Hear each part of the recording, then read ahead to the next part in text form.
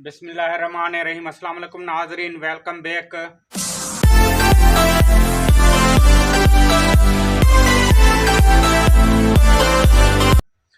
हम बात कर रहे थे हज़रत नूह अलैहिस्सलाम से हज़रत इस्माइल अलैहिस्सलाम तक।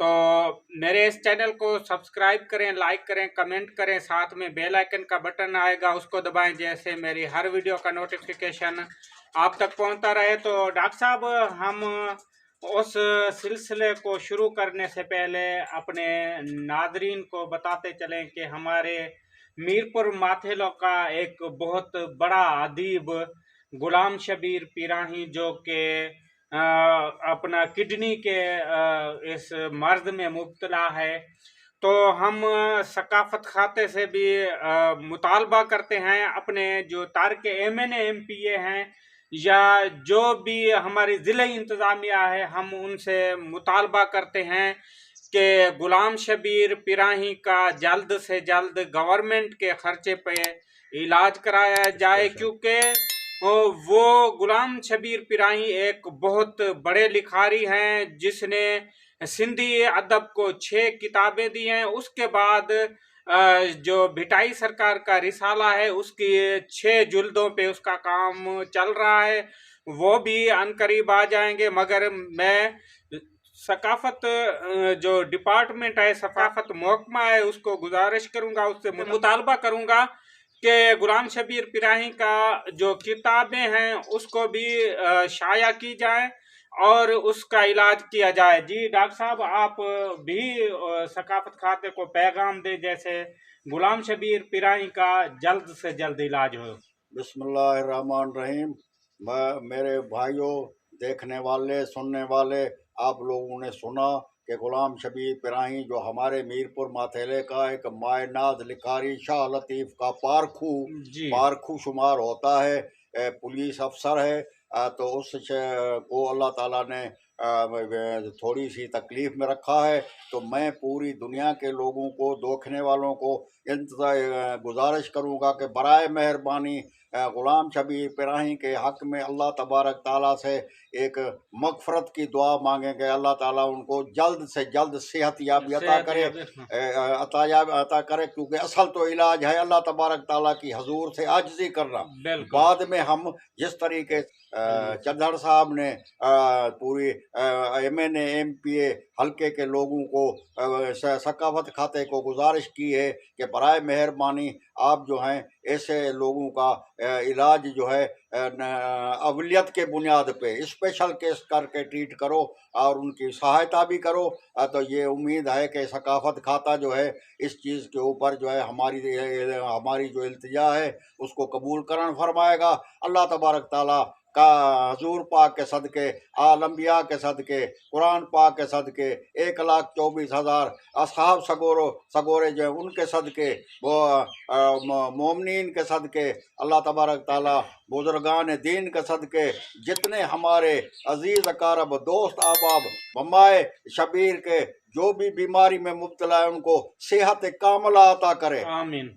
तो हमारी ये गुजारिश है अल्लाह तबारक ताला से एक नहायत यानी एक गुजारिश है कि ऐसे गरीब इंसानों को बीमारी से हर इंसान को बीमारी से निजात अता कराए। सब बोलो आमीन। और हम जब जितने सुन रहे हैं गुलाम शबीर के हक में जो है ना, दुआ मगफरत मांगे, अल्लाह ताला उसको सेहत अता करे। अभी हम अपने मौजू की तरफ आ रहे हैं।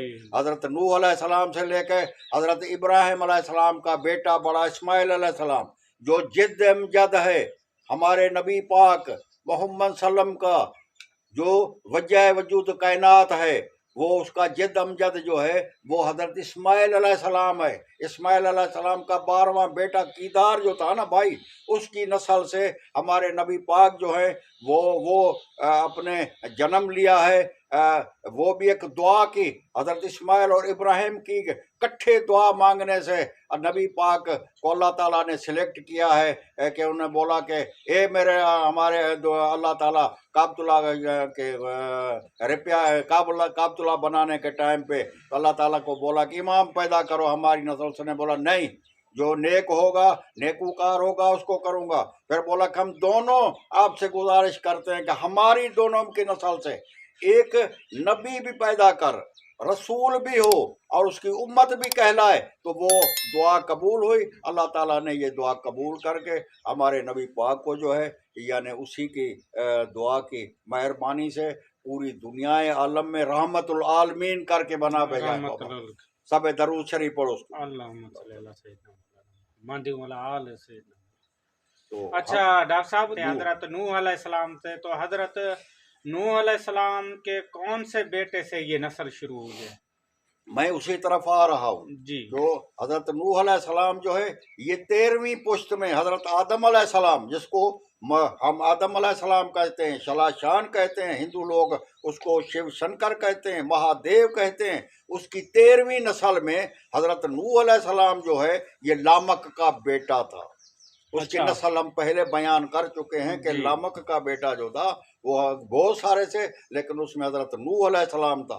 ये नहीं कि नोहा करने वाला, नहीं नहीं, नूह अलैहिस्सलाम का असल जो नाम है वो उसको अल्लाह तबारक ताला ने यानी नूह के नाम से अरबों को पहले पता नहीं था।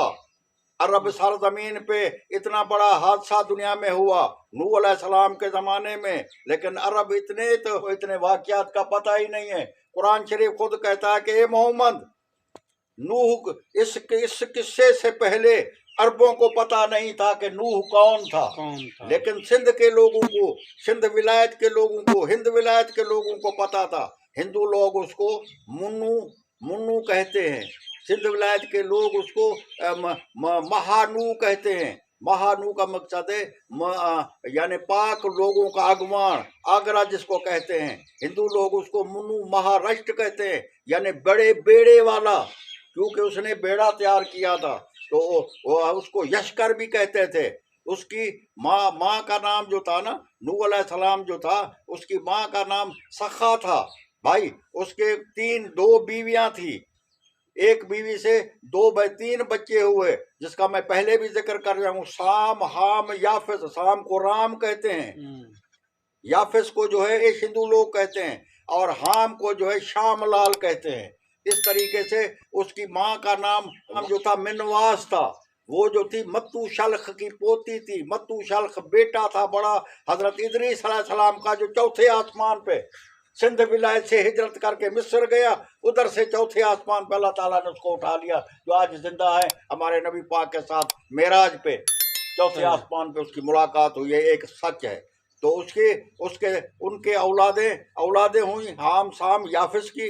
हम जितने लोग हैं, हजरत इब्राहिम अलैहिस्सलाम, इस्माइल अलैहिस्सलाम, या दुनिया के जितने जाट, जामोट, जिदकाल, फिराकी, सूर्या वंश, अगन वंश, चंद्र वंश, राठौड़ कबाइल जितने, ये सब जो हैं ये हजरत साम अलैहिस्सलाम यानी राम के बेटे की औलाद हैं, जिनको सामी नस्ल कहा जाता है। भाई तो मैं उसको बाद में आऊंगा। तो मैं उसकी दूसरी बीवी का नाम वायला था, उसके 4 बच्चे हुए वायला से। एक का नाम अजम था, एक का नाम हरहर था, एक का नाम यरन था, एक का नाम किनान था। जो वो भी बाल बच्चेदार थे। ये नहीं थे कि सिर्फ वो थे कि ना, वो बाल बच्चेदार थे। वो हजरत नूह के गुस्ताख थे। वो हजरत नूह के बनाए हुए बेड़े में ना चढ़े, वो डूब गए। बाकी नस्ल जो थी हजरत हूद नूह अलैहिस्सलाम के 3 बेटों की, 45 लोग थे। वो कितने थे? 45 लोग थे बमाए हजरत नूह अलैहिस्सलाम के। नूह अलैहिस्सलाम नबी भी था यानी रसूल भी था। उसके साथ 7 और नबी थे बाकौल वेदास शास्त्र के। उस बेड़े में 7 ऋषि भी थे, यानी तभी थे। जो हिंद सिंध था ना, ये भी एक नबी थे। तो उसके 45 आदमी थे। बाकी 35 लोग अहल ईमान वाले थे। 35 लोग जो थे ना अहल ईमान वाले थे, जो सूरत नूह में आप पढ़े होंगे कि मोमिन और मोमनानी जो औरतें थी, उनके 35 लोग हुए जो अहल ईमान वाले। जुमले 80 लोग हजरत नूह अलैहिस्सलाम के बेड़े में हुए। वो तंदूर, वो सिंध विलायत में एक जगह है, अभी हिंदुस्तान में है, उसको केराला कहा जाता है। वहां से ये बेड़ा भी बनाया गया था, और वहीं से तो तूफान उठा था 7 रजब के बाद। कब?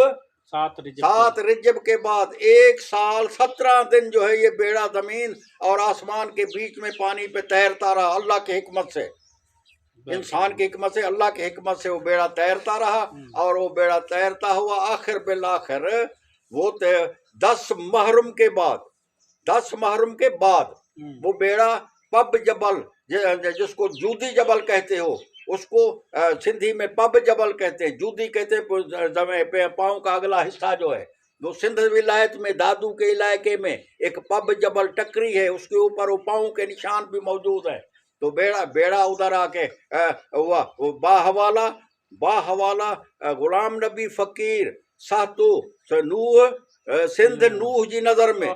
हम इस पे वक्फा लेंगे। तो नादरीन, मेरे इस वीडियो को लाइक करें, कमेंट करें और मेरे इस चैनल को सब्सक्राइब करें। साथ में बेल आइकन का बटन आएगा, उसको दबाएं, जैसे मेरी हर वीडियो का नोटिफिकेशन आप तक पहुंचता रहे। और नादरीन, अगर आपको कोई बात समझ नहीं आती, आप कमेंट करेंगे और डॉक्टर साहब आपको उस बात का हवालात से जो है जवाब देगा। तो हमें दे इजाज़त। अल्लाह हाफिज़।